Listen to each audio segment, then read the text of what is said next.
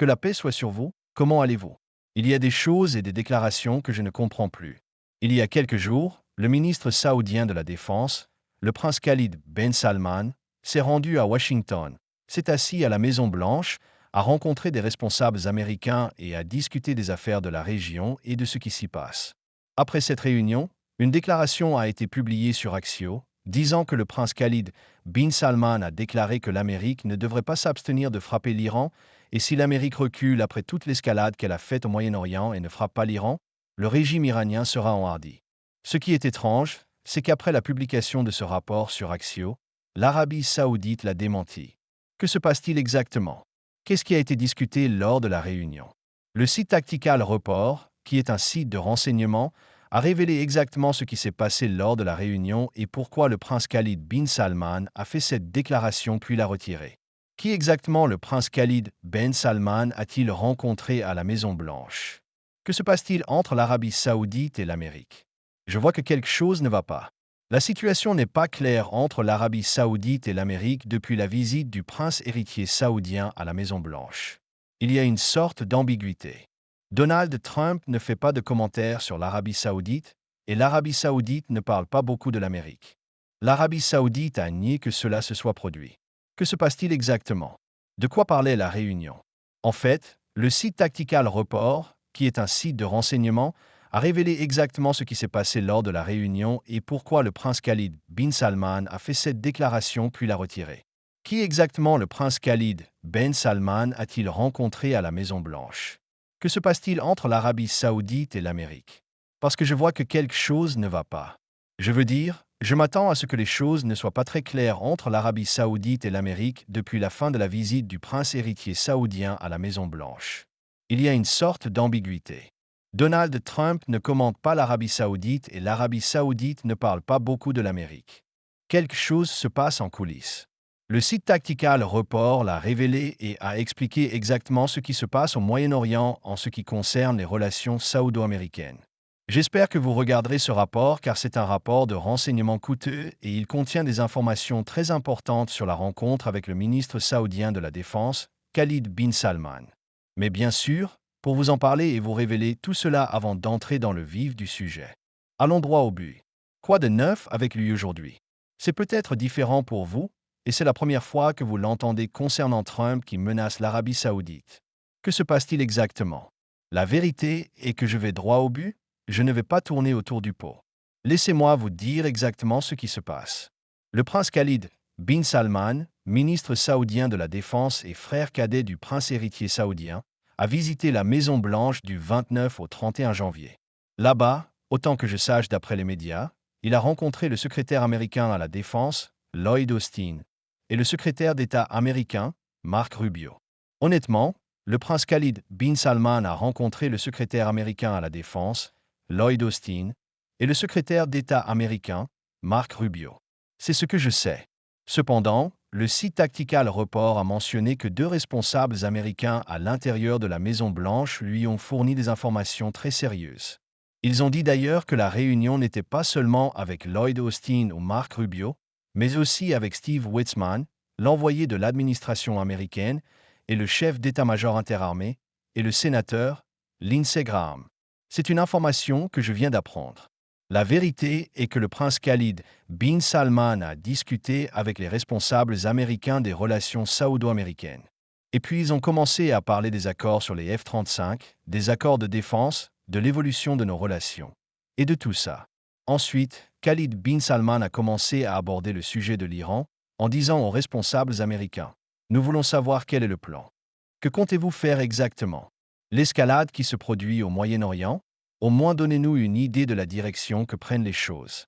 Parce que, n'oubliez pas, celui qui va être le plus affecté par tout ça, c'est le Golfe. Donc on veut savoir, au moins, dites-nous où ça va. S'il y a la paix, dites-le nous. S'il y a la guerre, dites-le nous aussi. Faites-nous juste savoir. » La vérité est que c'est Steve Tukoff, l'envoyé américain, qui a répondu en disant: « Le seul responsable de ce dossier est le président Donald Trump. C'est lui qui prendra la décision et nous ne vous la communiquerons pas. » Il semble qu'eux-mêmes n'avaient pas l'information, mais ils voulaient faire passer le message que Trump est le seul à prendre la décision. C'était un point très important. Ainsi, le prince Khalid Ben Salman a discuté de ce qui se passerait si une guerre éclatait avec l'Iran, en expliquant la position défensive du Royaume d'Arabie Saoudite, l'impact économique d'une guerre avec l'Iran et ce qui se passerait dans divers scénarios. Il leur a parlé des préparatifs de l'Arabie Saoudite en cas de guerre et de tout cela. L'administration américaine lui a répondu que le seul responsable de ce dossier est le président Donald Trump et c'est lui qui prendra la décision, et nous ne vous la divulguerons pas. Il semble qu'eux-mêmes n'ont pas l'information, mais ils veulent lui faire savoir que c'est Trump qui prendra la décision. C'était un point très important.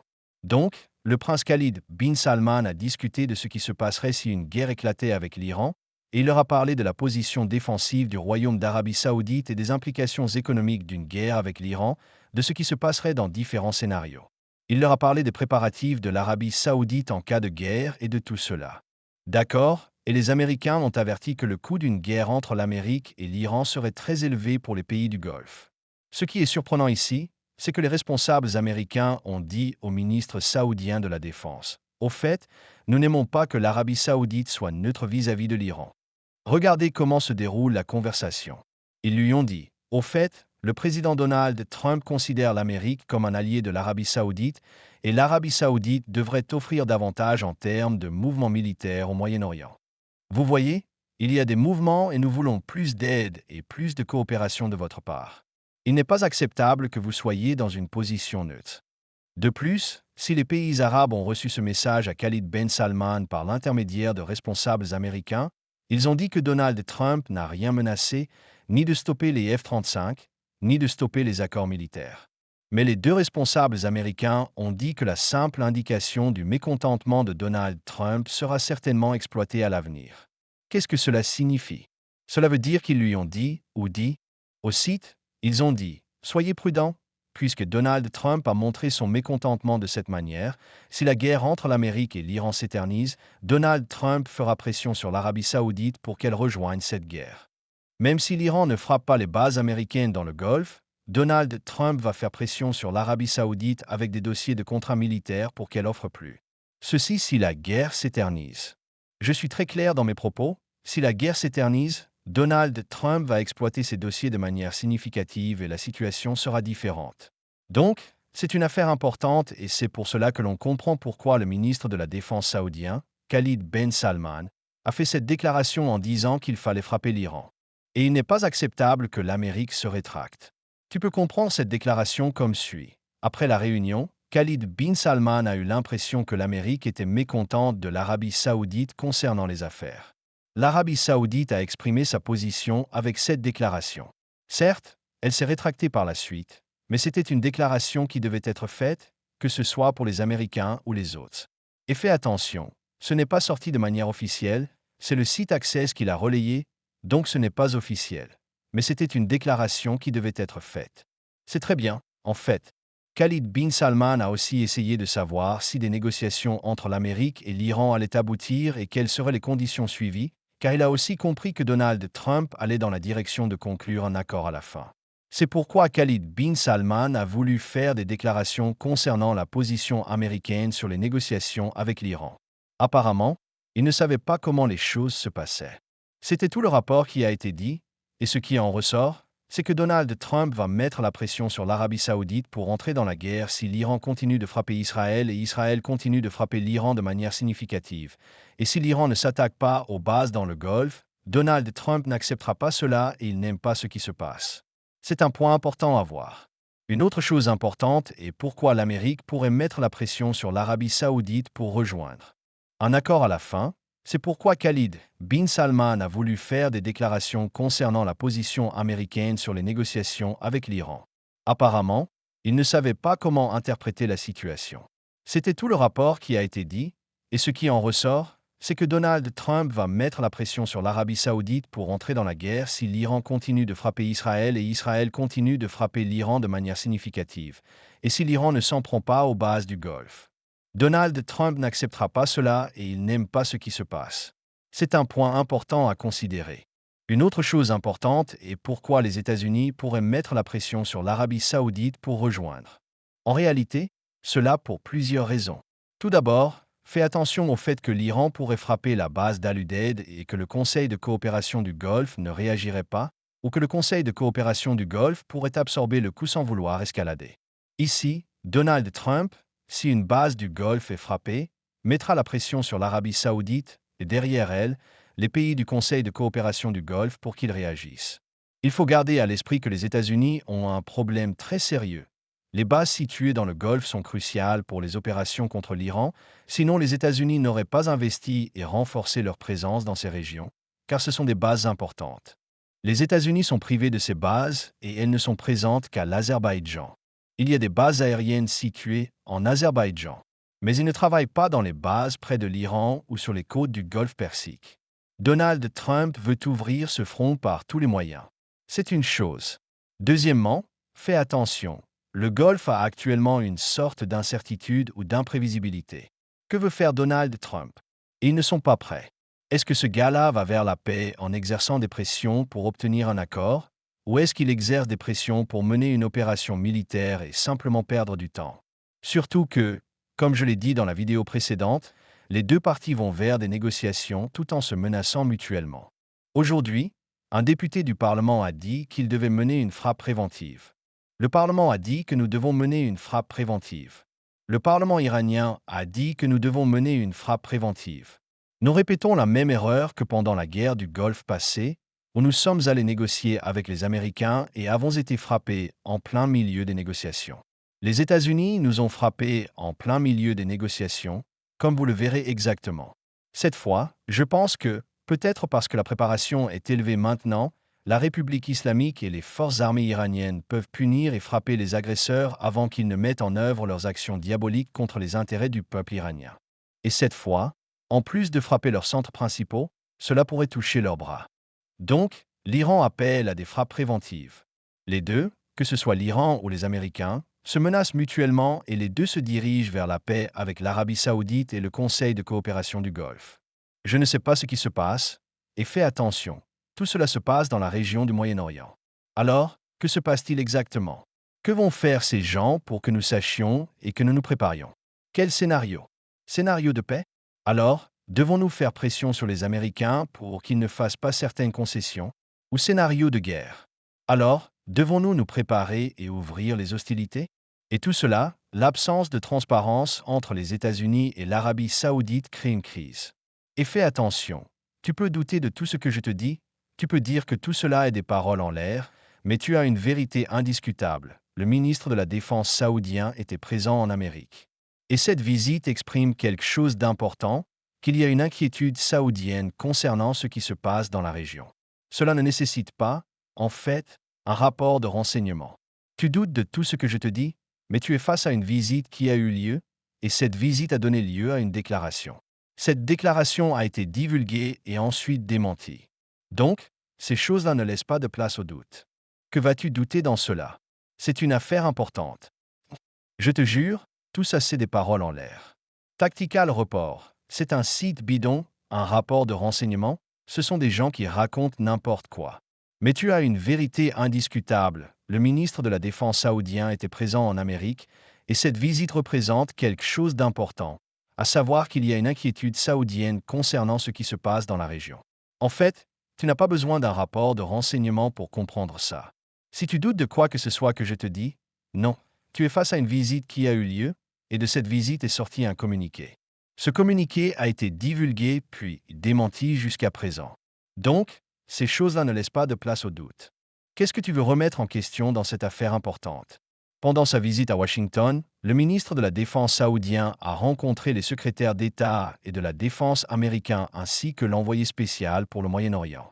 Le prince saoudien Khalid bin Salman a rencontré les secrétaires d'État et de la Défense américains ainsi que l'envoyé spécial pour le Moyen-Orient. Le prince Khalid bin Salman a déclaré sur la plateforme X que la rencontre avait abordé les relations stratégiques entre les deux pays et les perspectives du partenariat saoudo-américain, en plus de discuter des efforts pour instaurer la paix dans la région et dans le monde. La deuxième chose, et celle sur laquelle je m'attarde beaucoup, est que l'Iran, en même temps, se prépare militairement de manière différente de la guerre de 12 jours qui a eu lieu en juin dernier. Et cette fois, l'Iran dit qu'il veut fermer le Golfe Persique. Que se passerait-il si l'Iran minait le détroit d'Ormuz? Est-ce que l'Arabie saoudite et les pays du Conseil de coopération du Golfe déclarent la guerre à l'Iran ou non? C'est une question importante. L'Arabie saoudite et les pays du Conseil de coopération du Golfe déclarent-ils la guerre à l'Iran ou pas? C'est une question importante. L'Iran fait preuve de patience stratégique et n'a pas adopté un comportement suicidaire en défiant les arsenaux américains en embuscade, même s'il conserve de nombreuses options de missiles et de drones, ainsi que des attaques de ses agents, et en perturbant les flux d'énergie mondiaux à travers le détroit d'Ormuz. Les militaires iraniens affirment leur préparation au combat face aux aventures américaines et à l'hostilité israélienne, menaçant de ripostes transfrontalières qu'ils n'ont pas encore révélées. La question la plus pressante et la plus forte est: l'Arabie saoudite ouvre-t-elle son espace aérien aux avions américains et commence-t-elle à frapper l'Iran? Que peut faire l'Iran pour amener l'Arabie saoudite à entrer en guerre? Si le régime iranien commence à vaciller, ou s'il commet des erreurs, quelles erreurs l'Arabie saoudite ne pardonnerait-elle pas? C'est une question importante, surtout que si les États-Unis parviennent à un accord nucléaire avec l'Iran, que l'Iran cesse l'enrichissement de l'uranium et expédie l'uranium à l'étranger, il y aura alors de fortes pressions du Congrès américain pour arrêter la vente du réacteur nucléaire civil saoudien. C'est pourquoi l'Arabie saoudite ne veut pas de négociations. L'aviation américaine et que l'aviation saoudienne commencent à frapper l'Iran, que se passerait-il? Qu'est-ce que l'Iran pourrait faire pour que l'Arabie saoudite entre en guerre? Est-ce que si le régime iranien commençait à vaciller, ou si le régime iranien commettait des erreurs, par exemple, quelles erreurs l'Arabie saoudite ne pardonnerait-elle pas? C'est une question importante, surtout que si les États-Unis parviennent à un accord nucléaire avec l'Iran, que l'Iran cesse l'enrichissement de l'uranium et expédie l'uranium à l'étranger, il y aurait alors de fortes pressions du Congrès américain pour arrêter la vente du réacteur nucléaire civil saoudien. C'est pourquoi l'Arabie saoudite ne veut pas que les négociations entre l'Iran et les États-Unis aboutissent à ce point. Entre l'Iran et les États-Unis se dirigent vers ce point où ils commencent à parler de livrer l'uranium enrichi à 60% de l'Iran à la Russie, arrêter l'enrichissement de l'uranium. Tout cela inquiète l'Arabie saoudite car l'un des piliers saoudiens est que l'Iran a un programme nucléaire dans les négociations de l'Arabie saoudite avec les Américains pour obtenir un réacteur nucléaire civil. C'est donc une question importante. Prochainement, un partenariat historique saoudien-américain dans les domaines de l'énergie et de la technologie civile, selon ce qu'a annoncé le ministre américain de l'Énergie Chris Wright pour l'énergie nucléaire pacifique. Mesdames et messieurs, un grand nombre d'applications dans divers domaines, y compris l'électricité, l'agriculture, l'alimentation et la médecine, l'exploration spatiale et la désalinisation de l'eau. La deuxième chose, c'est que Donald Trump ne semble pas très satisfait des récentes actions saoudiennes, que ce soit au Yémen ou au Soudan. Il semble que ce soit le cas, car je ne vois aucune déclaration à ce sujet. Ce que je veux te dire à la fin, c'est que, peu importe la puissance des États-Unis, ils ont besoin de l'espace aérien du Golfe et ils ont un besoin urgent que l'Arabie saoudite soit avec eux. L'Arabie saoudite a un gros problème car elle est assiégée par les Houthis au sud et par le front iranien. Fais attention, car les Houthis ont dit que si l'Iran était frappé, ils frapperaient aussi. Alors, ils vont frapper quoi? Ils vont fermer le détroit de Bab el-Mandeb, non seulement fermer le détroit de Bab el-Mandeb, mais ils vont aussi attaquer l'Arabie saoudite, surtout qu'il y a des photos qui montrent de grands mouvements militaires à la base du prince sultan. J'ai montré à votre Excellence les photos de ces mouvements militaires, comment ça se passe, les développements. Actuellement, ils essaient de faire une grande médiation et de calmer la situation. Mais la chose la plus importante est qu'ils obtiennent leurs conditions et que les choses se passent comme le Golfe le veut. Parce que le point le plus important dans cette affaire, ce n'est pas que le Golfe mène une guerre sur les terres du Golfe ou qu'une guerre se déroule sur les terres du Golfe. Non, ni guerre ni armes. Ces deux choses sont entre les mains du Golfe. Le Golfe et Donald Trump qui prend cette décision seul, c'est une question qui menace la sécurité nationale saoudienne. Et les Américains ne fournissent pas plus de détails. Donc, c'est une situation dangereuse, mais de mon point de vue, la meilleure solution pour l'Arabie saoudite est très importante. Il ne doit pas y avoir de guerre et l'Arabie saoudite ne doit pas sortir perdante, que ce soit en guerre ou en paix. Mais je pense que l'option de la paix sera très avantageuse pour l'Arabie saoudite. Tout d'abord, le régime iranien sera à son plus faible si jamais il abandonne son uranium. Parce que, mes amis, si l'Iran arrête l'enrichissement de l'uranium et transfère l'uranium ou 60% à la Russie, vous devez savoir qu'après cela, lorsque l'Iran viendra négocier, il négociera sur le programme de missiles. Même si le programme de missiles n'est pas discuté dans ces négociations, il sera discuté dans les prochaines négociations, car Donald Trump ne s'arrêtera pas et continuera à convoiter le côté iranien. Donc, c'est un avantage pour le Golfe, c'est un très bon avantage que l'Iran devienne plus faible. Mais il ne doit pas y avoir de guerre et l'Arabie saoudite ne doit pas savoir ce qui se passe dans son espace aérien. Et laissez-moi vous dire une dernière chose très importante. Faites attention au point le plus important dans cette affaire, l'Arabie saoudite doit compter sur elle-même. J'ai déjà révélé à vous plusieurs rapports de renseignement, l'Arabie saoudite achète des armes en Europe et dépend de l'achat d'armes au Pakistan. Elle négociera le programme de missiles. Même si le programme de missiles n'est pas discuté dans ces négociations, il sera abordé dans les prochaines négociations, car Donald Trump ne s'arrêtera pas et continuera à convoiter le côté iranien.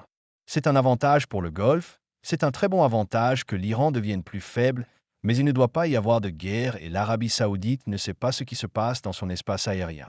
Laisse-moi te dire une dernière chose très importante. Fais attention. Le point le plus important dans ce sujet est que l'Arabie saoudite doit compter sur elle-même. J'ai déjà révélé à toi plusieurs rapports de renseignement. L'Arabie saoudite achète des armes en Europe et compte acheter des armes au Pakistan. Et des contrats d'armement avec le Pakistan. Certes, la plupart de ces armes vont au Soudan, mais en même temps, l'Arabie saoudite diversifie considérablement son armement, que ce soit dans l'aviation ou dans les systèmes de défense aérienne. C'est la meilleure chose à faire, car les Américains ne te doivent pas l'image complète. Tu dois compter sur tes propres forces. Je suis convaincu que l'Arabie saoudite aura une puissance militaire énorme, et la force de l'armée saoudienne sera révélée dans une guerre avec l'Iran. Nous verrons exactement ce qui se passera. J'espère avoir expliqué le sujet de manière simple.